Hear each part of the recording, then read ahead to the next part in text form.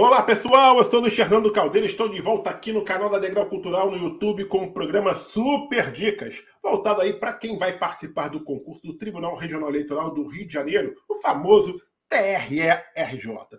Se você vai concorrer a uma vaga de técnico judiciário da área administrativa no concurso TRE do Rio, fique comigo, pois estou aqui fazendo uma série de entrevistas com professores, dando dicas e orientações para quem vai participar desse concurso. E nesse quinto episódio do Super Dicas, eu trago aqui o professor Maurício Soares. Nosso amado e querido mestre vai aqui falar sobre a disciplina de Direito Constitucional, que faz parte do conteúdo de conhecimentos básicos para a carreira de técnico judiciário da administrativa do concurso TRE. Meu amigo Maurício, tudo bem com você? É um prazer mais uma vez recebê-lo aqui no programa Super Dicas.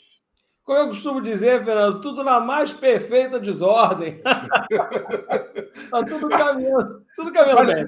É assim mesmo, a vida de quem trabalha nessa área de concurso é uma perfeita desordem, né? Mas a gente se entende. Nada de novo no front, nada de novo no front. Bom dia aí para quem for de bom dia, boa tarde para quem for de boa tarde, boa noite para quem for de boa noite, para quem estiver assistindo aí com a gente. Muito obrigado pela audiência e pelo carinho de me receber sempre aqui, Fernando. Valeu mesmo. Com certeza, mestre. A gente que tem que agradecer a sua participação. Mas, pessoal, antes da gente começar aqui a entrevista, esse meu bate-papo aqui com o Maurício, eu quero informar que a Degrau Cultural está com turmas abertas para quem quer estudar para esse concurso de técnico judiciário do TRE do Rio, desculpa, né? Também vem o TRT por aí, mas essa vez aqui é o TRE, né? E para obter todas as informações, basta você ligar aí para 21 39 70 10 15 ou acessar o site degraucultural.com.br. Eu também já vou aqui pedindo, como eu tenho feito sempre agora no início das nossas entrevistas, para você se inscrever aqui no canal da Degrau, né? Para você deixar o seu like nessa entrevista, caso efetivamente goste aí desse nosso bate-papo com o professor Maurício Soares. Vamos então começar, mestre? Vamos falar aí um pouquinho sobre esse concurso, sobre esse aguardadíssimo concurso para o TRE do Rio de Janeiro. Maurício, eu queria que você iniciasse, né, esse nosso bate-papo fazendo uma análise do programa de Direito Constitucional para técnico judiciário da área administrativa, né? Alguma novidade, tudo dentro do previsto? Os professores estão falando, pelo menos que eu entrevistei a maioria deles, que os programas estão bem enxutos, né? No caso do Direito Constitucional também está enxutinho, está bem pontuado. Como é que você avalia? Bom, eu não considero ele enxuto não, tá? Quando a gente pensa num cargo de técnico, embora seja de nível superior, né? Quando a gente pensa num cargo de técnico, né, o conteúdo programático está mais extenso do que costuma vir os cargos de técnico normalmente. Né? A aplicabilidade das normas, por exemplo, que vem aparecendo já, né, no edital, e outros pontos que poderiam ficar de fora do direito constitucional, né? Enfim, mas não é dos piores. Eu já vi conteúdos mais extensos. Porque, na verdade, quando eu faço uma análise do conteúdo, eu fico pensando o seguinte, né, em relação ao número de questões que poderiam vir numa prova, a gente já vai falar sobre isso, mas, assim, se vai ser cobrado todos os pontos. Minha grande crítica à maioria dos editais que acontecem hoje é o seguinte: bota lá, sobretudo as bancas menores, que obviamente não é o caso de Sebrasp, FGV e tal, mas as bancas menores, parece que é uma preguiça, né? Vou botar a Constituição toda, e aí o que tiver no meu banco de questões, o que eu botar, eu vou estar certo. Não vai ter nada fora. E acaba que, por vezes, exagera no conteúdo programático, que não vai ter muito uso no dia a dia do servidor, né? Naquilo que ele vai precisar aplicar no seu dia a dia. Então, eu só fico meio receoso a depender da quantidade de questões que virá. Mas não é dos piores, mas também enxuto, eu não posso usar essa expressão, não. Mas tem novidades? Tem alguma coisa que não estava se esperando, que colocaram no programa, ou não? Ou tudo meio que mais do mesmo? No geral, a parte da análise fiscal e contábil, né, dentro da Constituição Federal, ali a partir do artigo 70, mais ou menos, e a aplicabilidade das normas constitucionais, que não é comum, embora aconteça, né? Aquele famoso é raro, mas acontece muito, né? Embora aconteça, não é muito comum para provas de nível médio, né? Mas agora é superior, né? Para provas de técnico, melhor dizendo. Sim. É porque ainda tem um ranço de provas de técnico ser de nível médio. Exatamente. Né? Dentro da minha cabeça. Mas, enfim, essas novidades. apareceram, mas tirando isso, nada que seja fora do normal ou espetacular, não. Eu acho que um pouco fora do normal, não sei se você vai concordar comigo, é o fato de a disciplina de direito constitucional não ser mais conhecimentos específicos. Está dentro de conhecimentos básicos. Você esperava isso ou não? Eu não esperava, mas eu vou te dizer que não me causa estranheza.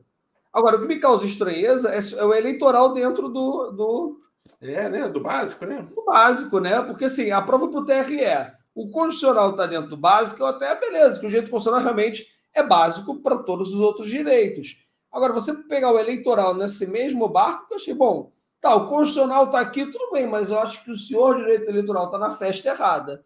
Eu acho que o senhor botou uma roupa que não é para essa festa. É que, na verdade, né, não sei se você concorda comigo, a gente está muito acostumado a ver todo o conteúdo de direito dentro de conhecimentos específicos. Né? Sim. E não dentro de conhecimentos básicos. Né? E parece que eles inverteram, que toda aquela parte que a gente vê de gestão de pessoas, né? De gestão de materiais, contrato, em vez de estar no conhecimentos básicos, como costumava ser, esses assuntos vieram em conhecimentos específicos. Né? Olha, eu fico até me perguntando se isso não foi uma pegadinha de um estagiário. Né? Na hora que ele foi botar, ele trocou. Né? Vamos ver, se tiver uma errata, de edital na vida, vai lembrar de mim e falar, foi o estagiário. Mas eu acredito que não, acho que senão ele já tinha até alterado. Né? Sim, mas, de qualquer forma, vai ser peso 1, né? E os conhecimentos específicos teremos peso 2. Mestre, sabendo então que conhecimento que hoje, nesse concurso TRE, conhecimentos de direito constitucional, né, estão dentro do conteúdo de conhecimentos básicos, com peso 1. Como estudar essa matéria? Qual é a melhor forma de se preparar especificamente para direito constitucional? Para quem ainda não viu essa matéria, não pegou, está começando a estudar agora ou está estudando há 1 ou 2 meses. Para essa galera bem novata, como estudar direito constitucional? Para mim, Fernando, o grande barato do estudo para concurso público, se você estiver iniciando ou se você tiver já há algum tempo iniciado os seus estudos, para mim a receita é a mesma. É você fazer muitos exercícios. Agora, é claro que para quem está começando os estudos agora, vai ter que dar uma ênfase também à parte teórica, porque não está finalizando os conteúdos e sim iniciando. Então, o conselho para quem está iniciando é você mesclar sempre a teoria com o exercício. Maurício, hoje eu assisti aula de Direito Constitucional e o professor lá do meu curso deu, sei lá, Direitos Fundamentais, beleza? Ou pegou Princípios Fundamentais. Pega exatamente esse tema e analisa na forma de questões assim que você terminar a sua aula, ou quando você estiver fazendo uma revisão na sua casa. Porque com curto espaço de tempo, e essa prova é uma prova de tiro curto, eu já considero uma prova de tiro curto, tá? Diferente do INSS, por exemplo, né? Você deve focar no exercício para você saber qual é o mapa de calor das questões. Eu costumo comparar as questões com aquele mapinha de jogo de futebol, quando termina. Por onde o time atacou mais, pela esquerda, pelo meio, pelo centro? Pois é, fazendo questões é como se você observasse o mapa de calor daquela banca examinadora. Ou seja, o que ela mais cobra? Né? Como eu falei, fiscalização contábil e financeira cai muito? Quase não cai para uma prova de TRE ou até de TRT, que a gente estava até brincando e comentando aqui no início. Ela cai mais na prova de fiscal, por exemplo. Então, você vai ver uma incidência muito pequena desse tipo de questões. Ou questões um pouco mais antigas para o cargo de técnico. Então, eu acredito que você pegar exercício junto com a teoria funciona, mas fica ligado, né? Não é você pegar, eu assisti a aula, bacana. Aí agora eu vou fazer uma revisão da teoria para depois fazer exercício. Não faz isso não. Tá? Você acabou a aula direto para o exercício. Porque se você fizer uma revisão antes do exercício e acertar as questões, você não vai saber se está acertando porque tem uma boa memória curta ou se você está acertando porque realmente fixou o conteúdo na sua cabeça. Tá? Então, a ideia é primeiro fazer exercício e depois analisar aquilo que você errou, porque aí você já tem um mapa daquilo que você está mais fragilizado no conteúdo. Perfeito. Mas para aquele candidato que já está há bastante tempo estudando, praticamente já viu de cabo a rabo todo o conteúdo programático, foca somente em exercício agora? Focar somente em exercício e pegar a parte que não estava nessas novidades que a gente comentou para dar uma olhadinha, né, para essa prova, porque é o que falta para ele, o álbum de figurinha dele está incompleto, então ele colar essas últimas figurinhas aí para o álbum ficar completinho. Mas só voltando ao pessoal que está começando agora, que eu esqueci de fazer essa pergunta, acho que é interessante, tem uma ordem sequencial para estudar direito constitucional? Por exemplo, a ordem que está no edital, é uma boa ordem de estudar ou não? É uma boa ordem para estudar, mas eu tiraria a aplicabilidade das normas e estudaria ela no final. No final. Tá? No final. Porque, embora seja importante para você entender, é um conhecimento um pouco teórico demais, específico demais, né, para você pegar antes de você ver, por exemplo, o artigo 1º ao 4º da Constituição. Antes de você ter a noção do que é uma federação, de um Estado democrático, entender a aplicabilidade das normas, eu acho que é um pouco complicado. Então, eu colocaria isso para o final. Tirando isso, manter aquela sequência não é nenhum problema, não.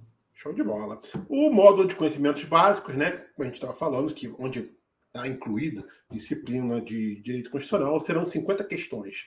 Temos aí o constitucional, temos aí língua portuguesa, direito eleitoral e direito administrativo.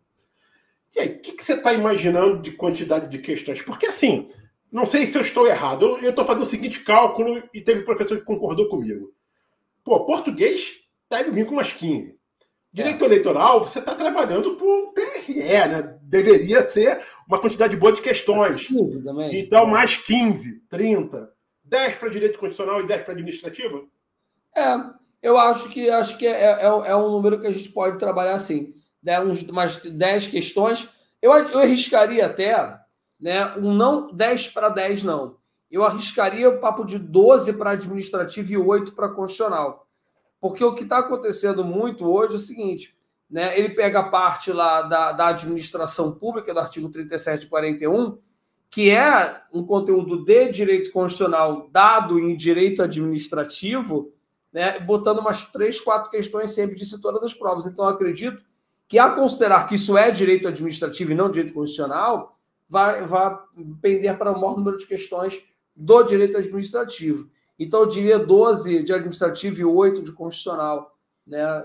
Mais ou menos. Mas tem um ponto também interessante para a gente destacar aqui, mestre. O SEBRASP, a gente sabe que trabalha muito com a interdisciplinaridade, correto? E você mesmo falou que o direito constitucional é base para os demais direitos, né? E me parece, pelo menos é o que eu conversei, né, anteriormente com a professora de Direito Eleitoral, a professora Deise, ela falou que o direito eleitoral dialoga muito com o direito constitucional, né? Sim. Você acredita que, por mais que se coloque, talvez até ali de forma bem específica, né, direito constitucional 8, mas para resolver outras questões, o conhecimento de direito constitucional vai ser um diferencial para os outros direitos? Bom, ele sempre é um referencial para o direito administrativo, tá? Eles casam muito mais o direito constitucional e administrativo do que o direito constitucional e o direito eleitoral. Tem uma parte da matéria de direito constitucional que ela é uma interseção com o direito eleitoral, que são os direitos políticos. Tanto é que, didaticamente, a depender do professor que esteja dividindo as turmas comigo, eu nem dou direito político. Eu já deixo para o cara de direito eleitoral, porque é onde você fala de condições de elegibilidade, de inelegibilidade, que isso tudo, obviamente, especificamente você atua dentro do direito eleitoral. Eu costumo dizer que o direito constitucional é uma ilha de direito cercada de direitos por todos os lados. Então, quando eu estou dando direito político, eu estou molhando minhas canelas no direito eleitoral. E quando eu mergulhar, eu entro no direito eleitoral de verdade. Aí já é outro professor, entendeu?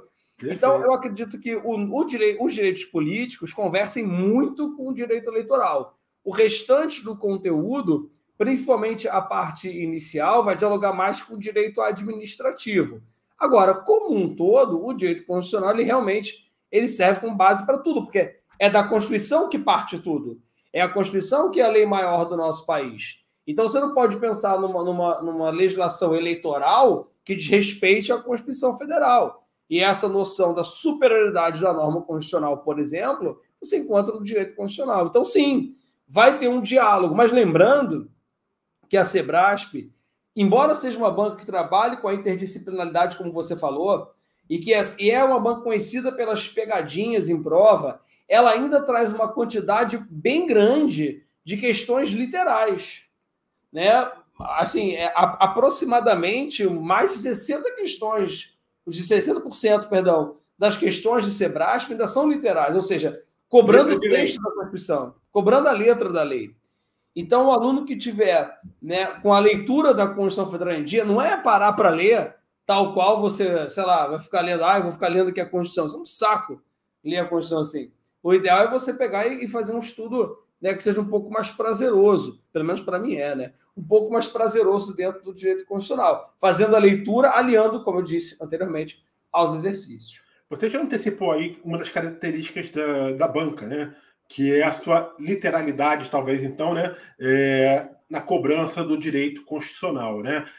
Há mais algumas características aí que você pode apontar do Sebrasp no que diz respeito a essa disciplina? Por exemplo, textos. Costumam ser textos longos, textos curtos, né? O que mais que você pode falar sobre, por exemplo, cai doutrina também, jurisprudências? O que mais que você pode falar sobre essa banca no que tange ao direito constitucional? A comparar, por exemplo, com a FGV, os textos são menores. E eles não caem muito na prova de direito constitucional, textos muito grandes. Ela não costuma pontuar muita coisa, não.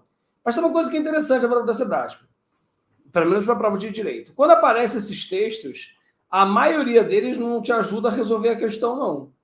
Porque, se você reparar, vem um texto, depois ela fala assim, julgue o item abaixo. Ou seja, não é para você julgar nada que está em cima, tu leu à toa.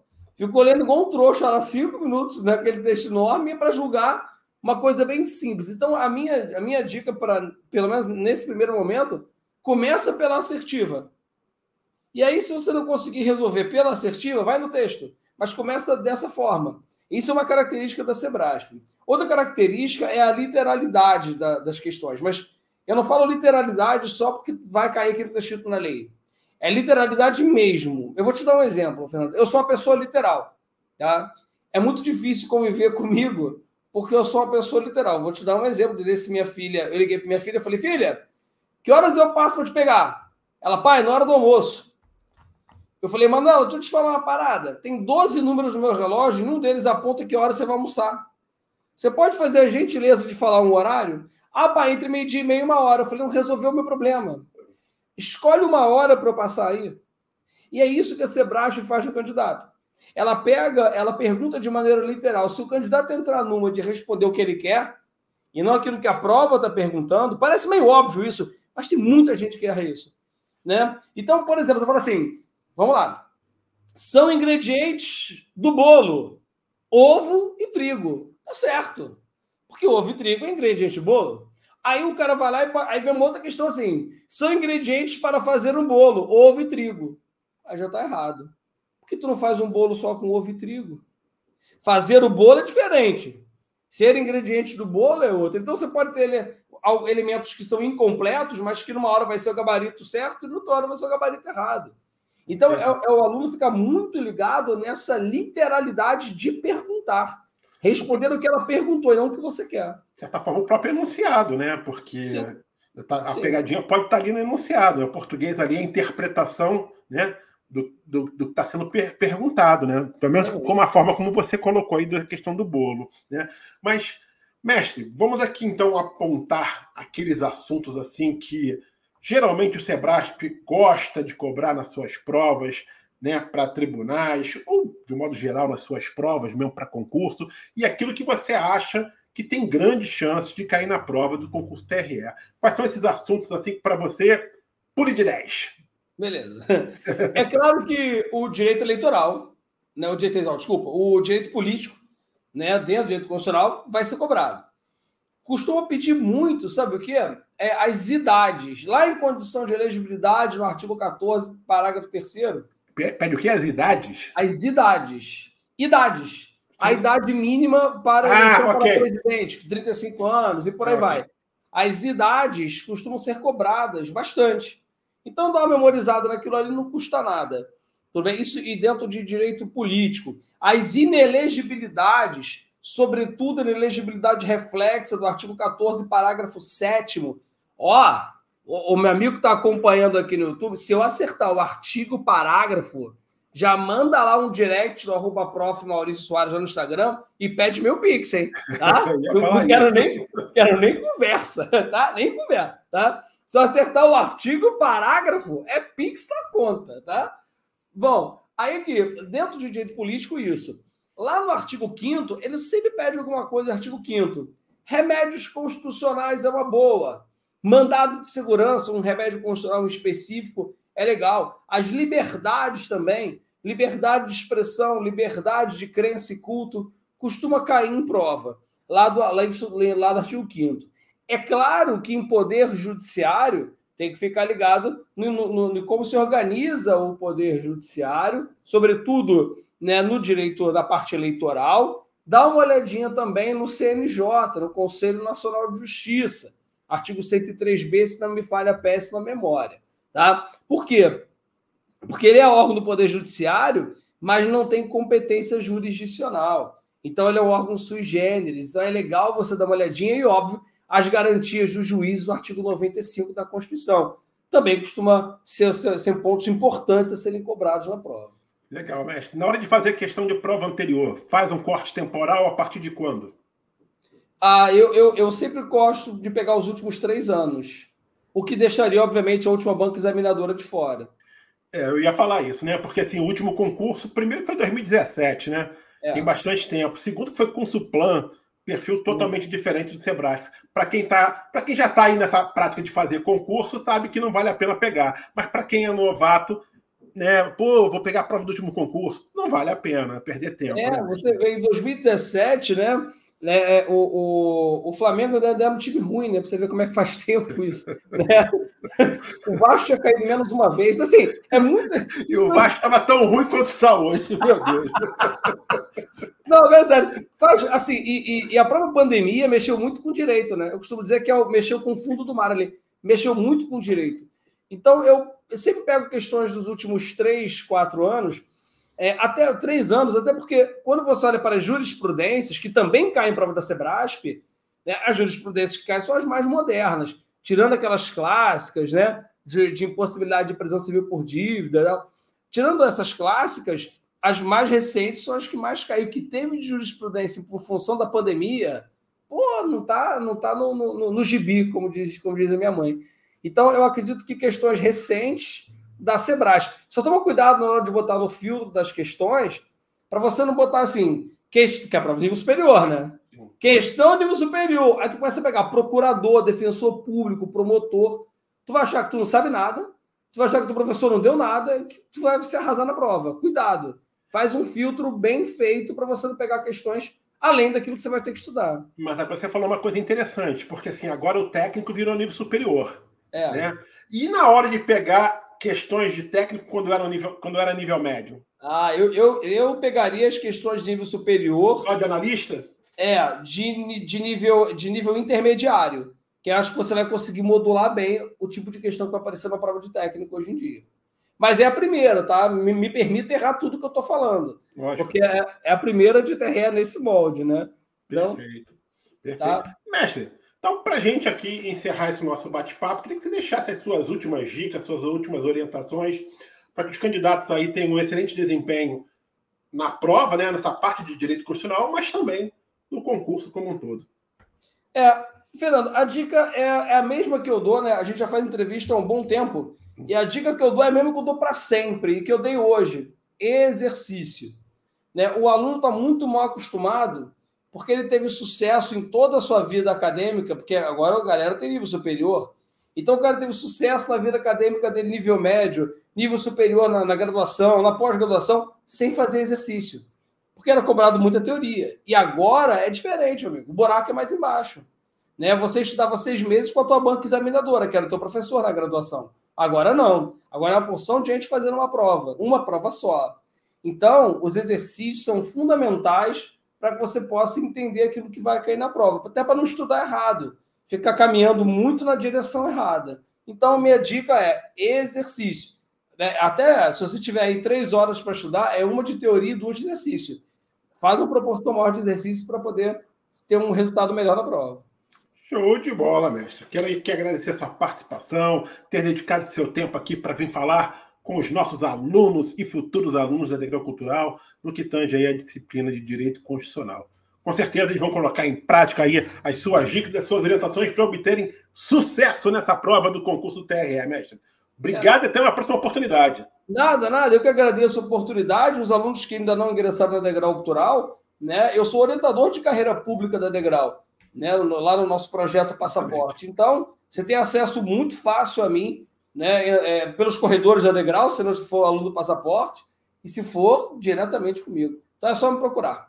Show de bola, mestre. Agradeço a você mais uma vez. E, pessoal, eu também vou ficando por aqui. Se você gostou dessa entrevista, não deixe de compartilhá-la aí com seus amigos, familiares que vão participar do concurso do TRE.